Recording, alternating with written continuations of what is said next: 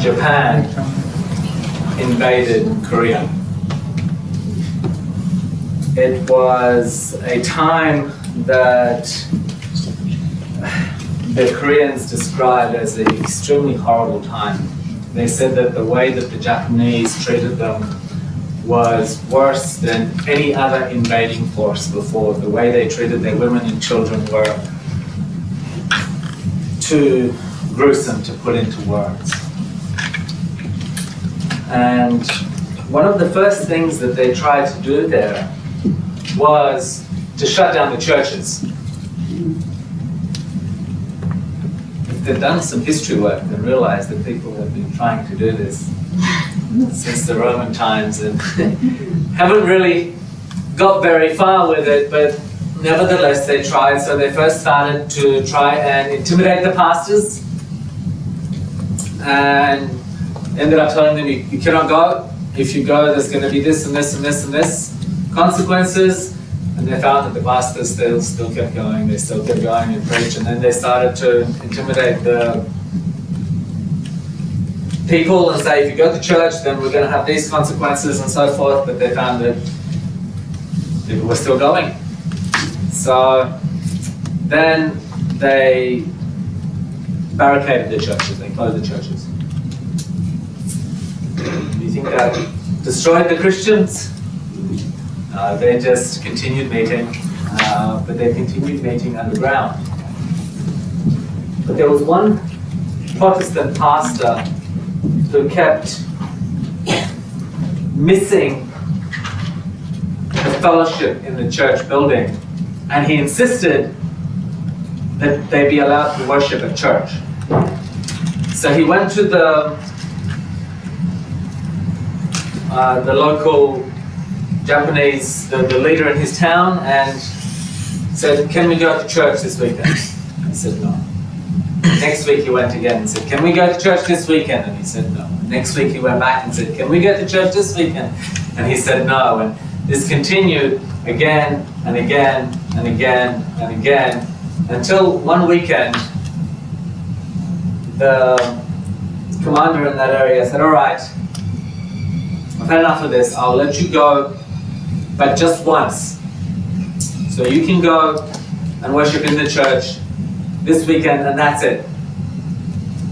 And word went out far and wide that the church is open. We're allowed just this weekend to come and worship in church.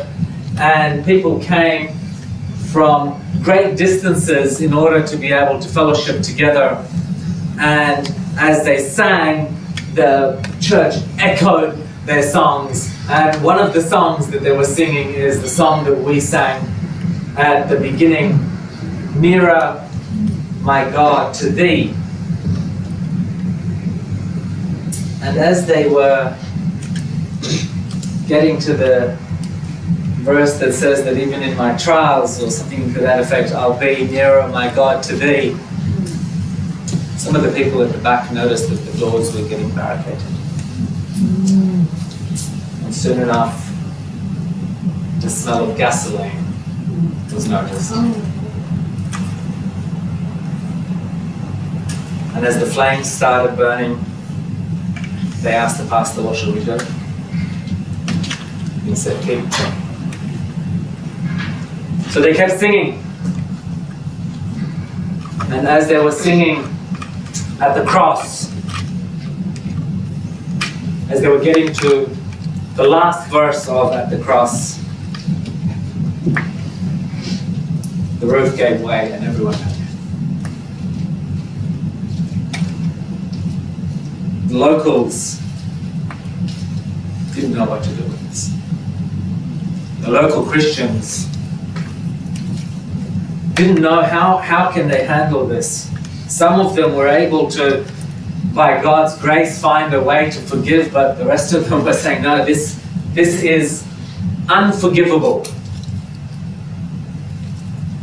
Many years later, in fact a number of decades later, a group of Japanese Christians visited the site that this horrible massacre occurred on. And they read about what happened here, and they were deeply ashamed for their people. And they decided that they would try to do whatever they can to make things as right as can be. So they went back home and they raised up money.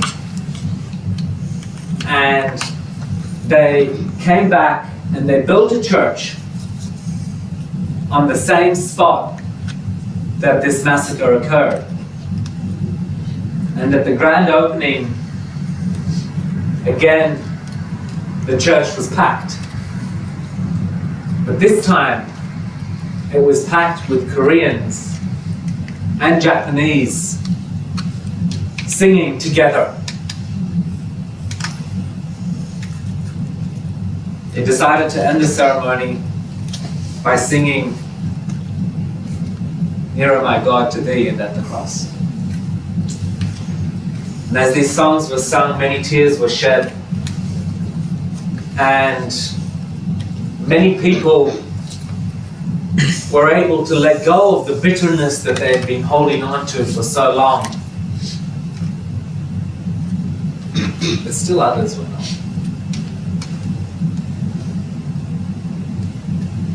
We have something in our hearts that demands justice. When we see something wrong that's happening, we are offended. It's especially offensive if it's happening to us, right? But even if we see something wrong happening to someone else, it's offensive.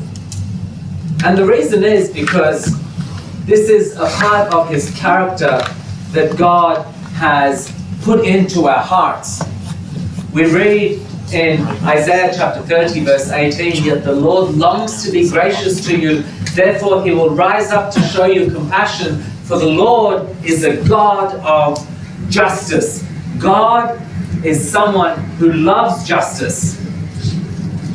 And we are blessed when we wait upon His justice. Amen. But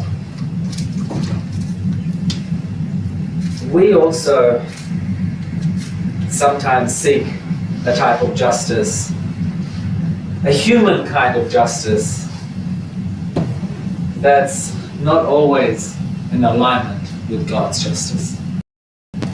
Many times when things happen to us, we hold on to things and get stuck and get bitter about things. Today we're going to have a look at the story of Ahithophel. Who here has heard of Ahithophel? Only after I talk to you. Okay. So 1.5. Yeah. Ahithophel is a character in the Bible that does come up a number of times. He is the counselor to King David. We find this written about in the book of Chronicles. 1 Chronicles chapter 27, verse 33 says, "Ahithophel was the king's counselor." So straight away we find out that he is the counselor to the king. Now, at this time, Israel is at its peak. At this time, the army of Israel consisted of between 1.2 and 1.6 million soldiers. Just as a comparison, I asked AI this morning how many soldiers in the US Army, and it said 946,961 soldiers. So that's about close to 50% more than what the US currently consists of. This is the size of Israel at the time. And David had many people to choose from as who he would have to counsel him, but he chose Ahithophel. And there's a reason for that. We get something that we're told about his counsel that, to my knowledge, is not said about any other person in the Bible. And it says, "Now the advice of Ahithophel which he gave in those days was as if one had inquired at the oracle of God." This is what speaking to this guy was like. Now, typically in the Bible, the term, the oracle of God, is something that's used to denote a prophet. So when you spoke to Ahithophel, it was like speaking to a prophet. It was almost like God was instructing you to a point. This is the wisdom that this person had. However, David had a son named Absalom. And Absalom rebelled against David and tried to take his kingdom. And when this rebellion happened, Ahithophel sided with Absalom. Ahithophel betrayed David. And we're told about this in 2 Samuel 15 verse 31, where it says, then someone told David, saying, Ahithophel is among the conspirators with Absalom. And I can almost imagine the look on David's face, and the way, no, not Ahithophel. Really, are you sure that, how can this be? Many scholars, Bible scholars, theologians, are of the opinion that Ahithophel was actually behind conspiring.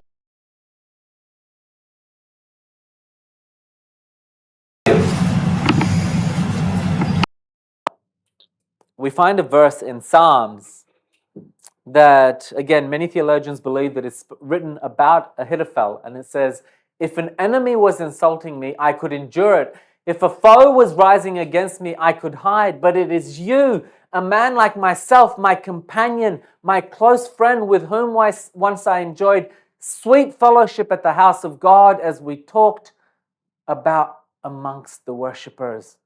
We went to church together. How could you do this? And then straight away you can see that David realizes the seriousness of this problem. This is a very wise person. This is like speaking to the oracle of God, and he realizes that he's now advising Absalom and that he's in big trouble. So the very next thing that David says is, O Lord, I pray, turn the counsel of Ahithophel into foolishness. Straight away when he realizes, David says, my only way out of this is through prayer. He realizes what he's up against, and he says, Lord, I need your intervention here in order to be able to succeed. Please turn his counsel into foolishness. Now, why did Ahithophel do this? Why would he do such a thing? To find this out, we need to jump through a bunch of different passages that speak about him. This is the reason that this gentleman is not typically very well known in the Christian community, even though he's written about in a number of verses, is because there's a verse scattered here, and there's a verse scattered here, and there's a verse here, and you need to kind of put them together to pick up the story. One of the verses is found in 2 Samuel chapter 23. It's actually found in a passage of the Bible that, if I'm to be honest, when I get to these passages, I kind of skip them or skim through them. It's where it gives you, so like this chapter is titled, or at least in my Bible, The Last Words of David. And then from verse 22 to 36, it gives a list of David's mighty men, 37 mighty men. And when I get to these lists, it's kind of like, yep. Just names. But here we find out something interesting. We find out that Eliam was the son of Ahithophel the Gileonite. We find out that one of David's mighty men was Eliam. Now, David had 37 mighty men. This was like the best of the best of the best special forces that they had. These were the king's guard. No one was trained better than these 37 men. They were so good that they got their own names mentioned. And then we get a bit more light of the story when we read about the part of David's life that was really sad to read about. When we read about David's fall, it says, "Then it happened one evening that David arose from his bed and walked on the roof of the king's house. And from the roof he saw a woman bathing. And the woman was very beautiful to behold. So David sent and inquired about the woman. And someone said, 'Is this not Bathsheba, the daughter of Eliam, the wife of Uriah the Hittite?'" Ahithophel is Bathsheba's grandfather. We find out here why this sudden turn from David's close friend and counselor to someone who's siding with the enemy in order to have him overthrown. You see, Ahithophel felt that he had been greatly wronged, that his family had been put to shame, and he was right.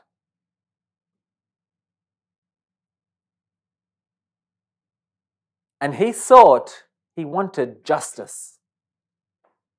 He wanted this to be made right. Bathsheba was called to David's throne room, and many people believe that what happened next, she had very little control over.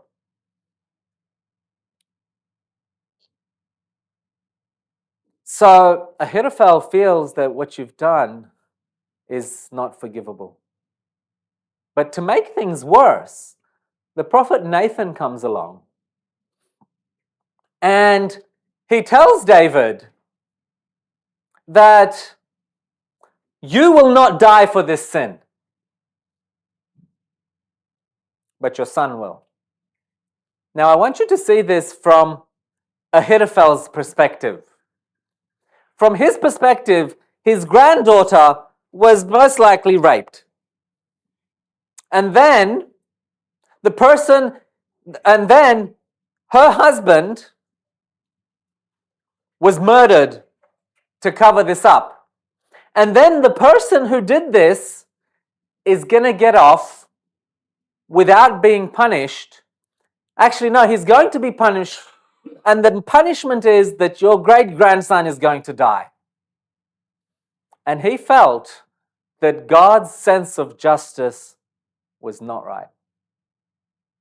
So he thought he would seek out his own justice. And I want you to see how his justice looked like. When Absalom takes the kingdom and David flees, it says, "Then Absalom said to Ahithophel, 'Give advice as to what we should do.' And Ahithophel said to Absalom, 'Go into your father's concubines, whom he has left to keep the house, and all Israel will hear that you are abhorred by your father. Then the hands of all who are with you will be strong.' So they pitched their tent for Absalom at the top of the house, and Absalom went into his father's concubines in the front of all of Israel." So this is his sense of justice. This horrible thing has happened to my granddaughter. And in order to get revenge, I'm going to have this horrible thing. David left 10 concubines behind to look after the castle. Then this horrible thing is going to happen to 10 of David's concubines. This is his sense of justice. And do you think he was satisfied? What do you think? Do you think he then felt, okay, I've now got justice? No.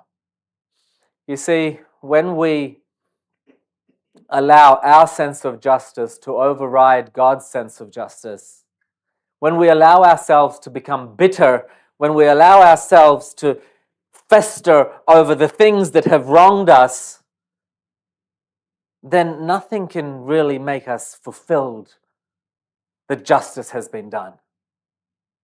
So the next step he takes is, moreover, Ahithophel said to Absalom, "Now let me choose 12,000 men, and I will pursue David tonight.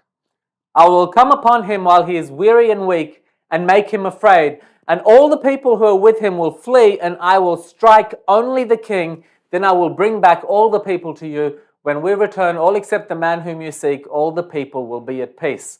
The way I'm going to make things right now is I'm going to, after having done this other horrible thing, is I'm going to have him killed. This is his sense of justice here. We all have a desire for justice. But the Bible tells us that justice is something that we should leave up to God. And the reason I think that the Bible tells us this is because we have been so polluted by sin for so long that our sense of justice is perverted. Our sense of justice is not the way that God intended it to be. And this is why we have verses like, "Vengeance is mine and recompense. Their foot shall slip in due time, for the day of their calamity is at hand, and all the things to come hasten upon them." God says there will be a day of justice. There will be a day of vengeance. But let this be something that I do. Don't allow yourself to hold on to bitterness and anger and frustration. No, let me deal with the justice side of things. And what does he ask us to do? Well, Paul writes for us in Romans chapter 12. He says, "Beloved, do not avenge yourselves, but rather give place to wrath, for it is written, 'Vengeance is mine, I will repay,' says the Lord. Therefore, if your enemy is hungry, feed him. If he is thirsty, give him a drink. For in doing so, you will heap coals of fire on his head. Do not be overcome by evil, but overcome evil with good." The way that the Bible tells us that we should deal with the people who deserve our vengeance is to be kind to them, is to be good to them, is to be merciful to them, and is not to allow ourselves to hold on to bitterness. So what ends up happening? Ahithophel gives this advice to Absalom, and I'm of the opinion that if this advice would have been followed, that David would have died. This man had planned things out meticulously. He knew what he was doing. But don't forget that as soon as David found out that he was in trouble, as soon as he found out about Ahithophel, he said, "Oh Lord, I pray that the counsel of Ahithophel, that you turn it into foolishness." And in the very next verse, God gives him an answer.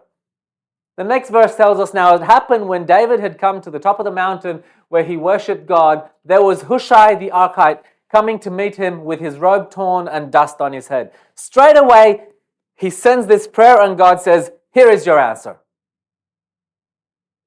Now, Hushai wants to go with David, but David tells him, "No, I don't want you. Don't come with me. Go back to the castle and go to the castle and work there for me." So that when Ahithophel gives this advice, "Give me 12,000 men," then Absalom said, "Now call Hushai the Archite also, and let us hear what he says to do." In answer to his prayer, it's my opinion that God just prompted Absalom's mind, "Why don't you ask him also? Ask a second opinion."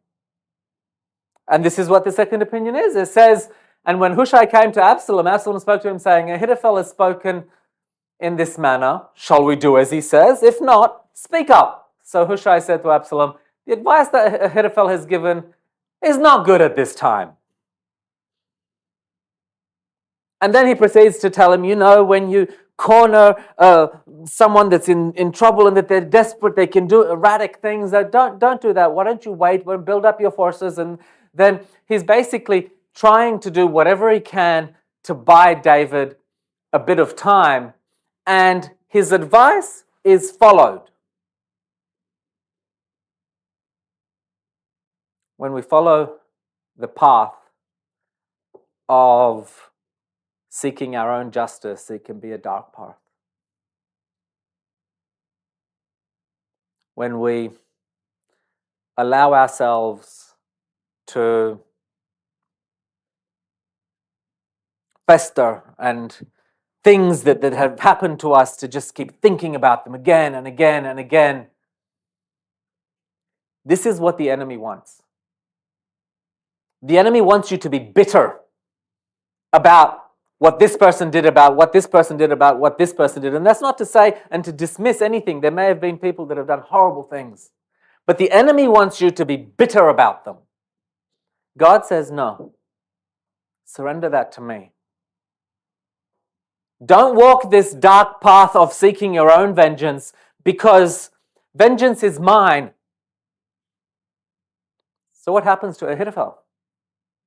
Well, we're told. Now, when Ahithophel saw his advice was not followed, he saddled a donkey, arose, and went home to his house, to his city, then put his household in order and hanged himself and died. And he was buried in his father's tomb. This is the outcome of him seeking his own justice. This is the outcome of him seeking vengeance.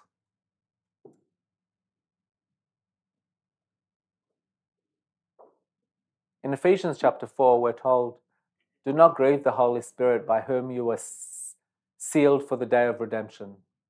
Let all bitterness, wrath, anger, clamor, evil speaking be put away from you with all malice, and be kind to one another, tender-hearted, forgiving one another, even as God in Christ forgave you.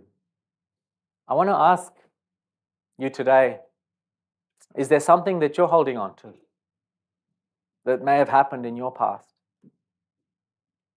There's been a number of things that have happened in my past, some that I held on to for many years, some that kept me up at night. I found it was only until I was able to let go that I was able to move forward. But I want to ask you, is there something in your heart that you're unable to let go of? God is saying to put away all bitterness. God is saying to forgive. The story goes that there were two monks, and they were walking to a village, and as they walked, they came across a river which was flooded by the excessive rain, and next to the river there was an old lady who was sitting there and crying. And they asked her, what's wrong? Why are you crying? She said, well, my home is over the other side of the river, and I just can't get there. There's too much rain, and the river is flooded, and I cannot cross the river. And they said, not a problem. We'll help you across. So they linked hands, and she seated in between their hands, and they walked across the river, and they put her dry on the other side, and then they walked back and continued in their paths. And after some time, one of them said, I'm so wet and cold now. That woman. I wish I'd never met her. So wet. And he continued walking and walking and walking. And after a while, he said, there's mud in my sandals and my robes are muddy. That old woman. And he continued walking and walking. And he said, and you know what? My hands are pretty sore. We had to carry her for quite a while. That old woman. And they continued walking, and he said, and you know what? My back. I think I must have twisted a bit of a muscle as we were carrying her. My back is now sore. This woman has caused me so much grief. And he turns to the other guy and he says, hasn't she caused you any grief? And he said to her, I put her down about 5 kilometers ago. It seems you're still carrying her with you. This is the way that Satan wants us to do. with those who have wronged us. This is what Satan wants us to do with those who have caused us harm and who have caused us pain. He wants us to carry them round and allow them to continue hurting us. God invites us to lay these things at the foot of the cross. God invites us to bring to Him the pains that we're suffering.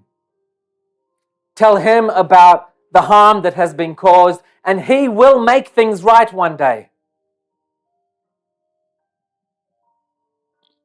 I want to end today with the words of Spurgeon. He says, "We should all come to the foot of the cross that we may obtain forgiveness.